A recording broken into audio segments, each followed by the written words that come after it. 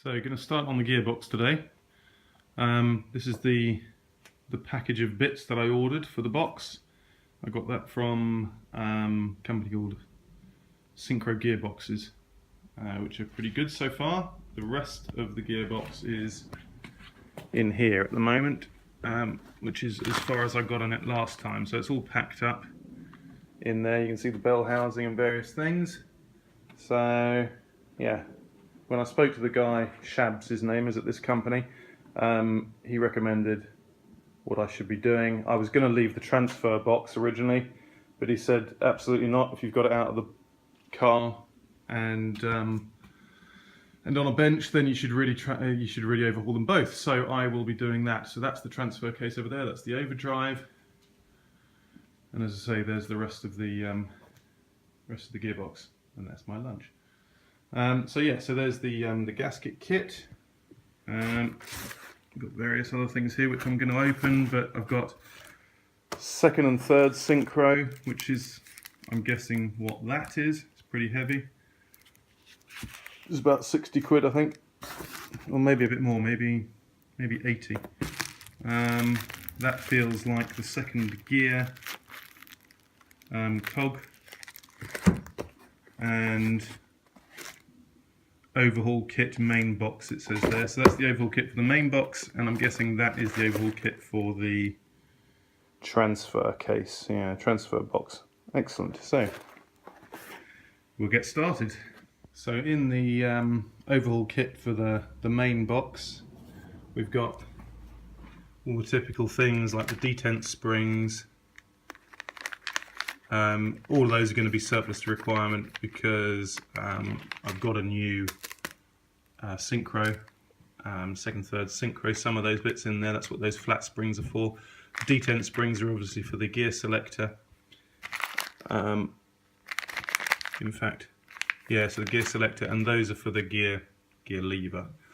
Various washers here for the gear selectors, which is a common fault, common leaking area. And here, this is the new two-part bush for the main shaft. If you remember, this is the other one over here. Where is it? Yeah, here.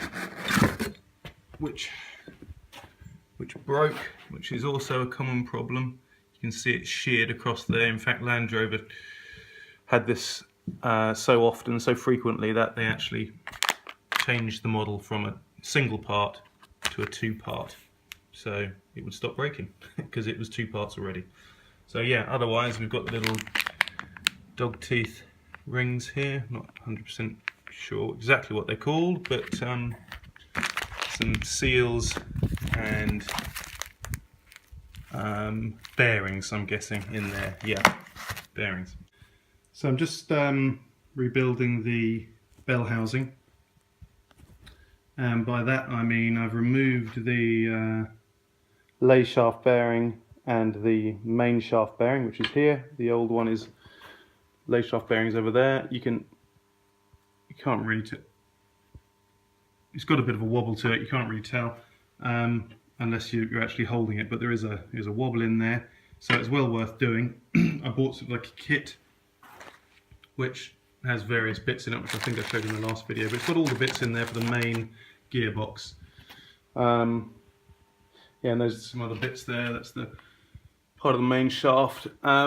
So yeah, that's what I'm doing. I'm just replacing that. I'm using a copper tipped hammer here just to tap around, but rather than hitting the bearing, I've cleaned up the old bearing and I'm placing that on the top and just sort of tapping round slowly round there, and that went in pretty well. I haven't had to heat up the bell housing or put the bearings in the freezer or anything like that, which has been suggested. They seem to be going quite well. So that one's gone in, and I'm doing this one. Yeah, and I've cleaned it up a little bit as well. So yeah, it's going quite well. Okay, so I've got the main shaft bearing in there.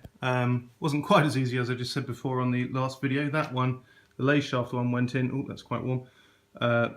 Very easily. It's actually still hot, and that one didn't go in at all, so I had to heat it up with the blowtorch there, Not much, just maybe for a minute or so. It's still quite warm, but didn't really take much for it to expand enough just to knock that in. But now you can, that's just so solid. It's gonna be lovely. Yeah.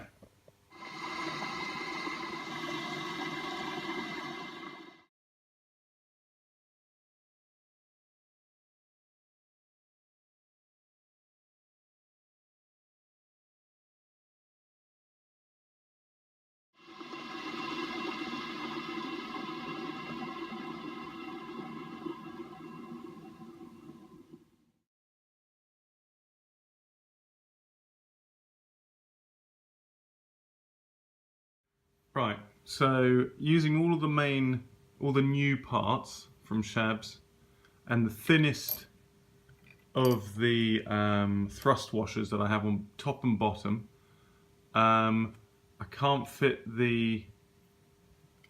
get enough clearance here to fit the spring clip, and also this the large bush does not have enough depth in it. So what I mean by that, this shank is not long enough to offer the second gear any end float. So this needs to be longer. So the only way that can happen, unless I get another one from him, is that this needs to be machined back, and I haven't got the tools to do that.